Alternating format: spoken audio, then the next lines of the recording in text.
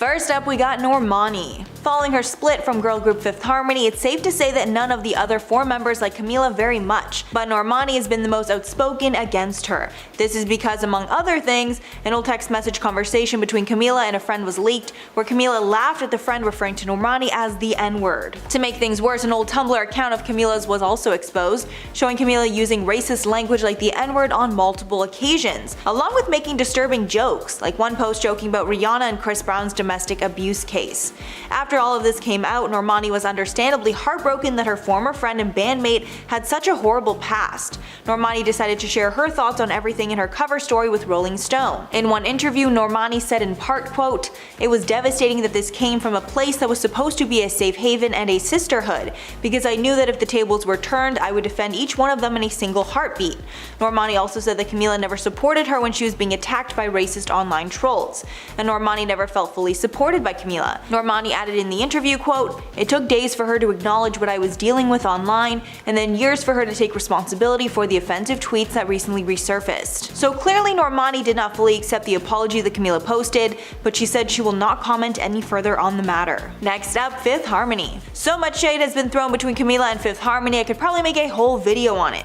But after Camila split from the group, the girls did not hold back their feelings. Most famously was the incredibly shady moment from the 2017 MTV VMAs, where Fifth Harmony basically kicked a symbolic Cabello off stage before starting their performance. At the start of their performance, 5 people were standing on an elevated platform, but right before they started singing, one of the 5 was yanked off stage and only 4 were left, clearly referencing Camila. As the crowd lost it, the girls continued on. This just proves that there was not an amicable split between the group. Camila responded to the stunt saying, quote, "It definitely hurt my feelings. I wasn't expecting it. I wasn't prepared for it, especially because at that point I'd moved on from it. I was like, what? Why? I don't like holding on to the past. Especially when it's stuff like that, in my opinion, it's just petty." It's rumored that a lot of this tension between the girls is because of how Camila allegedly left the group. The announcement that Camila was leaving came from a post on the group's Instagram.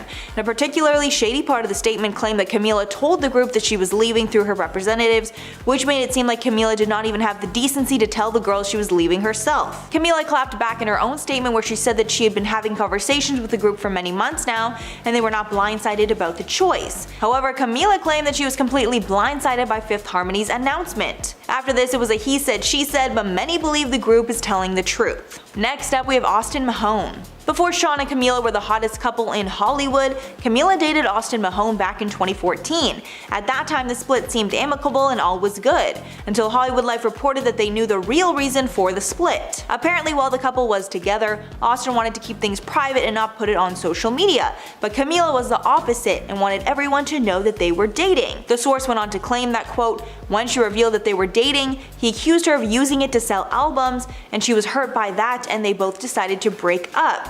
But apparently that was not true, and Austin was so annoyed over the claim that he actually called out the news outlet, saying that was not the real reason they broke up. He tweeted, quote, "That's the most ridiculous reason I've ever heard. Nothing like that even happened at all. I don't know what source you guys are talking to." But since Camila moved on to a much bigger singer with tons of PDA, maybe the source was onto something. Next up, Leanne Pinnock. Lil Mix fans are convinced that Leanne called out Camila Cabello on an Instagram Live. The shade was in reference to Cabello's controversial post from her now deactivated Tumblr that resurfaced in December of 2019. While speaking on an Instagram Live, Leanne said, quote, "Even recently something came up about someone and stuff that she said, and she didn't get any backlash from it. She still got to perform at the Grammys. I don't even want to say who it is. Everyone thinks this was in reference to Camila because at that time she had recently apologized for the post that had resurfaced." Camila said she was, quote, "deeply ashamed of her comments," and added that she was uneducated and ignorant about how her hurtful language might have affected others. On this Tumblr page, racial slurs like the N-word were said often. This was not the first time Leanne has spoken out about racial injustices. Before this, she shared her experiences with racism and said she felt like the least favorited member of Lil Mix because of her race. Next up, James Arthur. UK X Factor winner James Arthur seemed to throw some shade Sean and Camila's way when he tweeted about them possibly having a fake relationship. The tweet read, quote, "All these PR moves in pop music today are getting too cringy, man. "I'm done, I've seen it all." And this tweet came right at the same time everyone's been accusing the pair of being in a fake relationship for press. Camila and Sean's fans immediately took to the comments, thinking that the shade was directed at them. But he put that to rest when James responded back to one tweet and confirmed that he was not shading Sean and Camila, and the people he was shading were UK-based. Although many believe he was just trying to cover his tracks at that point. Next up, Jenna Dewan. Eagle-eyed viewers of the AMAs think that Jenna Dewan shaded Camila Cabello while her and Sean were performing. During the performance, the camera panned to the crowd as it always does, and it caught this potentially shady moment between Jenna Dewan and her stylist friend, Brad Gorski. In this brief moment, Dewan says something to Gorski that we can't completely make out, but it looks like she said, quote, "She's always extra," then rolled her eyes.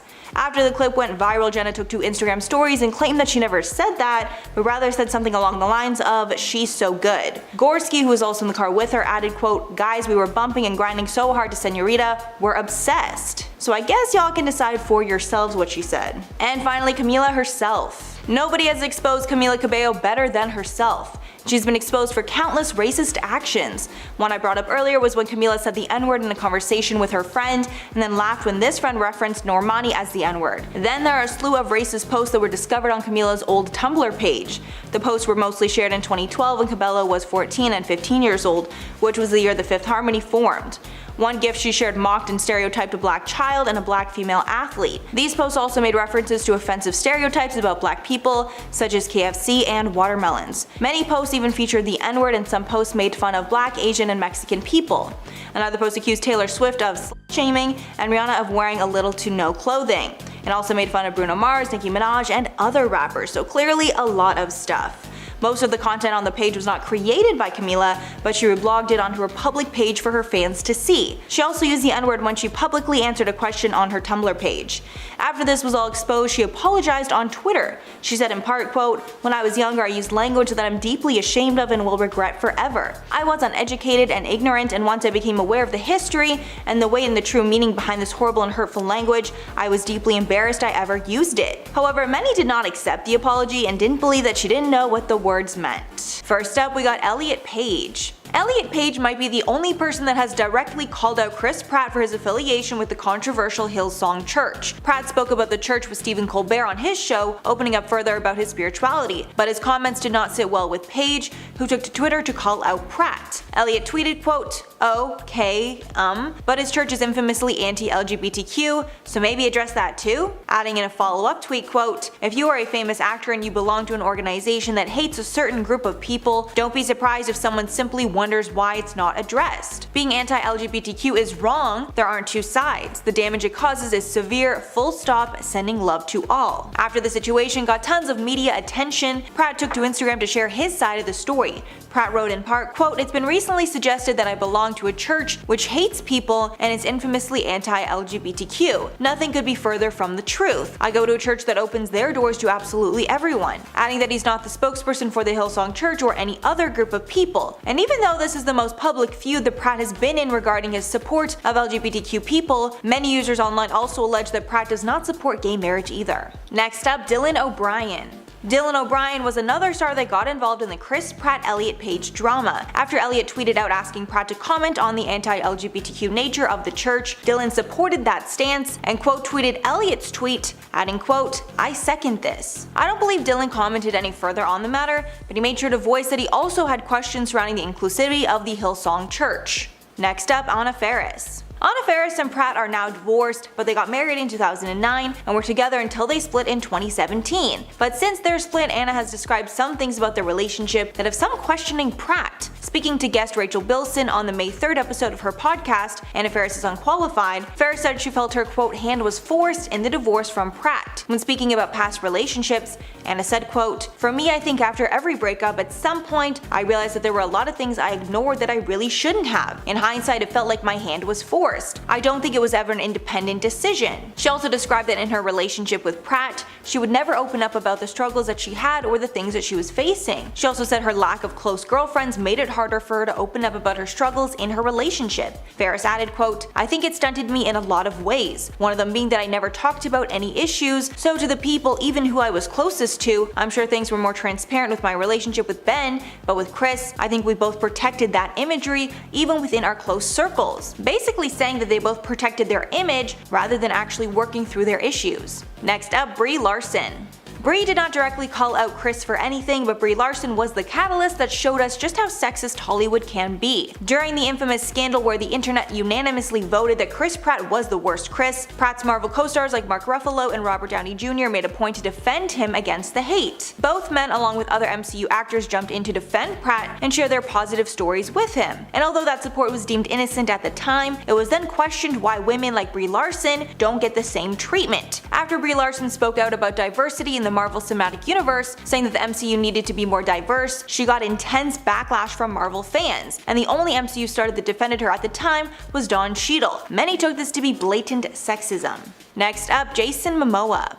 In December of 2019, Chris Pratt did a brand deal with Amazon where he shared his workouts with the world. In the photo, he's wearing workout gear next to a treadmill and holding a water bottle, clearly trying to show that he had just worked out. The response on the photo was great, and tons of Pratt's fans were swooning after the star. But fellow actor Jason Momoa had a different take on the photo and decided to share his disappointment with the water bottle choice. Momoa wrote, quote, "Bro, I love you, but what the F on the water bottle? No single-use plastic, come on." However, it seemed that public opinion actually sided with Pratt on this one, and Momoa ended up apologizing to Pratt on his Instagram. In Momoa's photo with Pratt and his kids, he wrote, quote, "Bro, you know my children and I are madly in love with you and I love everything you do. I'm sorry this was received so badly today, I didn't mean for that to happen." Next one, Chris Evans. Before Anna Faris and Chris Pratt broke up, Pratt starred in the film Passengers with Jennifer Lawrence, which created a lot of cheating buzz, because Jennifer and Chris Pratt were love interests in the film. Anna Faris had a hard time with the press saying that Jen and Chris were in love and cheating together. But apparently Jennifer Lawrence was very kind and was very apologetic even though she hadn't done anything wrong. But even though Anna had to suck it up and take it, it seems that wasn't the case for Chris Pratt when Anna was starring in a movie of her own with Chris Evans. While Anna and Chris Evans were filming romantic comedy What's Your Number, Pratt would apparently, quote, "bring up my kissing scenes with Chris Evans casually," with Faris writing in her book that he was never overt. Apparently Pratt would also casually ask, quote, "so when do you have to do that love scene with Evans?" And finally, Chris Pratt himself. The person that keeps getting Pratt in the most trouble is himself. I think over the years he has toned down on anything controversial, but there is a reason people assume he is a Republican and a Trump supporter. One thing that raised a lot of eyebrows was when he wore a top with a mashup of a Gadsden flag, which was designed during the American Revolution, and a modern US flag. The Gadsden flag involves a coiled rattlesnake over a message that reads, "Don't tread on me." The message has been used in a variety of ways over the years, but it's also been adopted by far-right political groups and Second Amendment supporters. So when Pratt decided to wear it out in 2019, many felt this was more proof he is a Republican. One person even tweeted about the shirt, quote, "nice shirt. Only people I see with that flag are alt-right racists." Pratt also got a lot of heat for not attending a Joe Biden fundraiser ahead of his election, even though the entire Avengers cast was in attendance. Many felt this was more proof he was supporting Trump in that election. Firstly, we got Jessica Alba. Both Jessica Alba and Gwyneth Paltrow are lifestyle gurus that focus on clean beauty and natural products. So you'd think that these two would be the best of friends, considering they have so much in common. But it seems to be the exact opposite, and these two essentially hate each other. Gwyneth of course owns Goop, while Jessica Alba owns The Honest Company, which aims to emphasize household products to supply the marketplace for ethical consumerism. And they actually sell her products in Shoppers Drug Mart here in Canada, so that's very cool. Their relationship was put to the test on the set of their TV series Planet of the Apps, where it was made clear that they hate each other. One insider claimed that the pair were like oil and water, to the point where it was shocking that they could agree on anything. Both women also took jabs at the other's company. Paltrow made a point to say Goop was an ethical company, contrasting legal claims that The Honest Company was not. Jessica Alba responded by claiming Goop was only for the wealthy and that The Honest Company caters to real women. Of course, these disagreements spilled over to the show. Jessica is very hands-on while producing, while Gwyneth prefers to delegate tasks. The series never made it past the first season, I wonder why. Next up, Martha Stewart. Martha Stewart and Gwyneth Paltrow have been throwing subtle digs at each other for years, and it's clear that they do not like one another. It seems that Martha might actually be the one throwing most of the shade, if you can believe it. The feud started in 2014 when Martha was asked about Gwyneth for some reason. When speaking to Porter magazine, Stewart said that Paltrow, quote, "just needs to be quiet. She's a movie star. If she were confident in her acting, she wouldn't be trying to be Martha Stewart." Clearly, Martha thinks that Gwyneth is trying to take her place as a home and lifestyle guru. But that's not all. Martha took another swipe at Paltrow when she published a spread in Martha Stewart Living about a pie called Conscious Coupling, which is clearly a reference to Paltrow's conscious uncoupling from her ex-husband Chris Martin. Paltrow decided to hit back by making a goop recipe for quote jailbird cake to reference Martha's time behind bars. Martha then took another dig on a 2017 episode of Watch What Happens Live with Andy Cohen when Martha asked, "Who's goop?" Classic Mariah Carey stuff, if you get that joke. Next up, Sebastian Stan. Sebastian Stan is another celebrity that has shaded Gwyneth Paltrow in the past. Whether it was serious or not is the real question. It's been said before that Gwyneth does not have a good memory, as she often forgets that she's met or even worked with people before. One of the people she's forgotten was Sebastian Stan, even though they were both in the Marvel Cinematic Universe and they even starred in the same movies at one point, in Avengers Infinity War and Avengers Endgame. Even with that, Gwyneth still did not remember who he was. Sebastian exposed this to the world on Instagram. While they were both at Paris Fashion Week, they snapped a photo together in a big group, and his caption read, quote, "Glad I got to reintroduce myself to Gwyneth Paltrow for the third time," adding, quote, "We're in the same film," to make things even more shady. Hopefully Gwyneth took the shade well and doesn't forget him again. How could you forget him?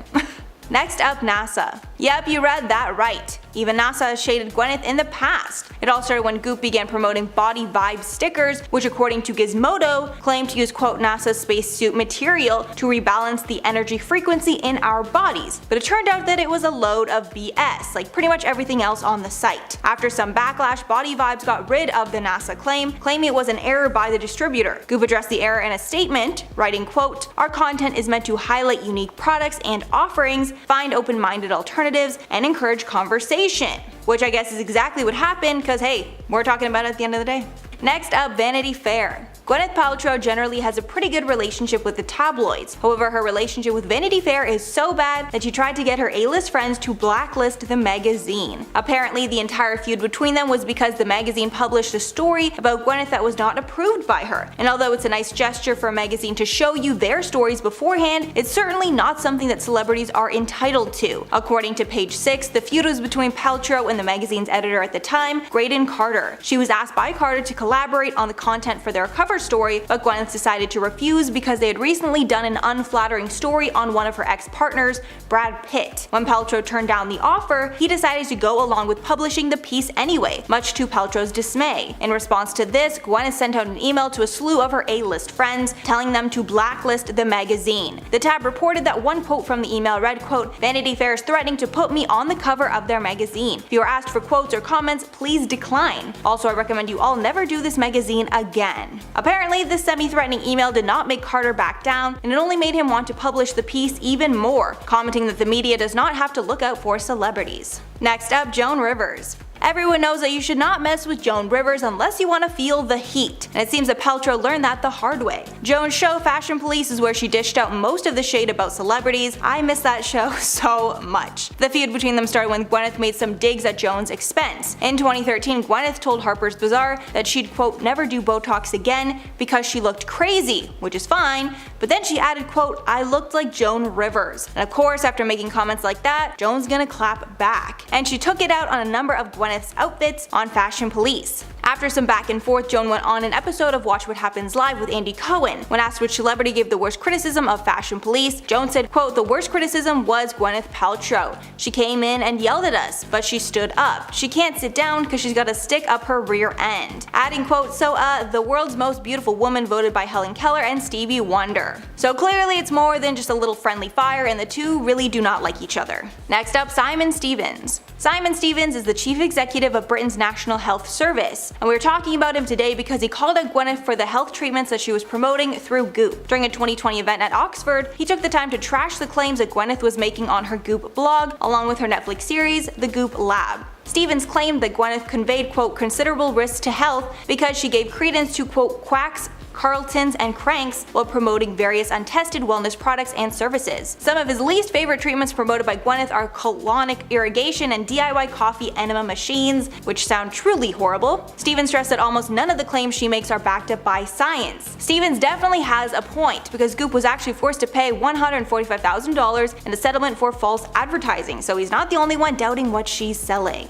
And lastly, Gwyneth Paltrow herself. Because Gwyneth was born into fame and fortune, she's grown up with the press and people watching her every move. That's why she makes a point to care as little as possible about what people say about her and do her own thing. However, this free attitude does get her into a lot of trouble with the public that find her snobby and out of touch. Sometimes Gwyneth can even find herself pretty insufferable. She told the Sunday Times' Style magazine that it took until age 40, quote, to start getting my head out of my Gwyneth has been open about the fact that fame changed her for the worst, and she didn't like herself a lot of points in the past. Apparently, after the success of Shakespeare in Love, she got insanely more famous and became her worst self. When speaking about her post-Oscar life, she said, quote, "Look, I'm famous. I get famous person treatment. You don't want to be an a-hole, but slowly if people start removing obstacles for you, if you live in a world where you never have to sit in line, where people don't confront you, where they don't tell you the truth, that's what you become. That's what I became. Luckily, my dad burst my bubble for me in a way that it could never be reconstructed." First up, we got Bad Baby. Believe it or not, but Billie Eilish and Danielle Bregoli, aka Bad Baby, used to be really close. So close that people even speculated the two could be dating at one point, because of photos online of them together. But Billie denied those rumors, calling Danielle her baby sister. But sadly, their friendship turned into drama when Danielle called out Billie on Instagram Live. While Danielle was on live, fans started asking about her relationship with Billie. One even wanted to know if they were still friends. Danielle gave a confused reply, saying, quote, "I think I'm friends with Billie. I don't know if Billie is my friend. Every time I DM her and give her my number, she doesn't text me. I mean, I don't know. I guess that's what happens when get famous. It could be that. I'm not tripping. I know who my real friends are." So clearly calling her out for the world to see. Danielle continued on that she's not sure if someone got in Billie's ear about her or if Billie's team thought associating with Danielle might just be a bad idea. Adding, quote, "Or she was getting too big to where she didn't want to associate herself with my brand. And that's perfectly fine. I understand that. But it sucks when you have a friend and they just disappear." Danielle continued that she's not mad about it, but mostly just sad and confused. Billie never commented on the situation. Next up, Tana Mongeau. Tana is a very controversial celebrity, so it makes sense that celebrities would unfollow her when she's in the midst of one of her, countless scandals. And sadly for Tana, that's exactly what Billie did. Tana and Billie seem to be very friendly online, with both of them frequently commenting on the other's Instagram photos. But that all changed when Tana got engaged and then suddenly married to fellow influencer Jake Paul. On Tana's engagement announcement post, Billie did not keep her opinions to herself, and Billie commented "eek" and then "yikes" on the photo, clearly showing her disapproval. Tana then DM'd Billie and asked if she would be coming to the wedding, to which Billie simply responded, "No." But the situation with them did not stop there, and Tana made sure to milk the situation for clout, as she always does. So Tana uploaded a YouTube video shortly after all this took place, called "Billie Eilish Unfollowed Me." In this satirical video, Tana shows that she's heartbroken from the unfollow and filmed a sad montage of herself crying while one of Billie's songs played in the background, which was even more dramatic considering Tana had recently filmed a video of herself copying Billie's clothes for a week. The whole thing was super overdramatic in true Tana fashion, but I guess it showed that Billie is not afraid to unfollow when needed. Next up, Simon Cowell. To me, Simon Cowell is one of the scariest people ever, and I have immense respect for anyone who's had to audition in front of him over the years, because we know that he is not afraid to speak his mind and will not sugarcoat the truth. While Simon has never shared his dislike of Billie using her name, it seems that Simon does not like her music. While Simon was judging on America's Got Talent, he made a point to tell two separate acts, one a Ukrainian dance group, another a dancer and contortionist, that he hated the music that they used. And guess what both groups had in common? They both used a Billie Eilish song in their performance. It was so clear that Howie Mandel even called out Simon for not liking Billie Eilish's music, to which Simon responded with a shrug that kinda read, "I don't care and I don't like your music." He didn't comment anything further, but he didn't deny the accusation that he didn't like Billie's music, so I think that kinda says it all. Next up, Van Halen. Billie offended the hard rock community when she didn't know who the band Van Halen was. This blunder took place on the Jimmy Kimmel Show when Billie was there speaking about her Grammy nominations. She was only 17 at the time, and Jimmy was amazed at how young that she was. So he started to grill her on older references to see what she knew. He asked her if she knew Madonna, Cyndi Lauper, or if she ever played with a Cabbage Patch Kid. But then Jimmy asked, quote, "Can you name a Van Halen?" It's not sure if he was referring to one of their songs or one of the band members' names. And Billie simply responded, quote, "Who?" To which Billie replied, "I'm gonna start crying." And obviously the band didn't publicly say that they didn't like her after that. However, there's a chance that they were pretty offended or even hurt that she had no idea who or what they were. I'm not a rock fanatic, but I definitely know who Van Halen is. I was shocked she had no idea who they were. Crazy. Next up, we got Thom Yorke. This one is definitely not Billie's fault. However, there is a chance that this encounter left Yorke with a bad impression of Billie. So if you didn't know, Yorke and Sam Smith have some beef, so they most likely try to avoid each other when possible. However, on one fateful day, Yorke attended a Billie show with his daughter in London, and so did Sam Smith. After the show, both artists came backstage to talk with Billie, and there was supposedly a bad backstage encounter, which sadly Billie got in the middle of. And since Billie is better friends with Sam Smith, I guess we can assume it might take some time for her to develop a friendship with Thom Yorke. Next up, we got Lady Gaga. Billie and her brother Phineas got the attention of Lady Gaga's loyal fanbase, and I'm sure they regretted it. The pair did a video interview with Variety where they spoke about writing Bad Guy and being nominated for 6 Grammys. And near the end of the interview, the pair started talking about their love for the Grammys. Billie said, quote, "I grew up watching the Grammys, we all did. I used to judge all the girls' dresses. That's all I did, I barely paid any attention to the music." With Phineas then asking, quote, "Was the meat dress a Grammys event?" To which Billie simply replied, "Ugh, yikes." Clearly enough said to make Gaga's fans cancel Billie. But that wasn't all. Phineas then brought up Gaga's egg entrance to the Grammys as well, making fun of the artistic entrance. Because of these comments, the hashtag Billie Eilish is over party began trending, with Gaga's fans attacking Billie for her opinion. However, this opinion wasn't much of a shock to Billie's fans, as Billie is a proud vegetarian. And lastly, Billie Eilish herself. Usually when it comes to people exposing celebrities,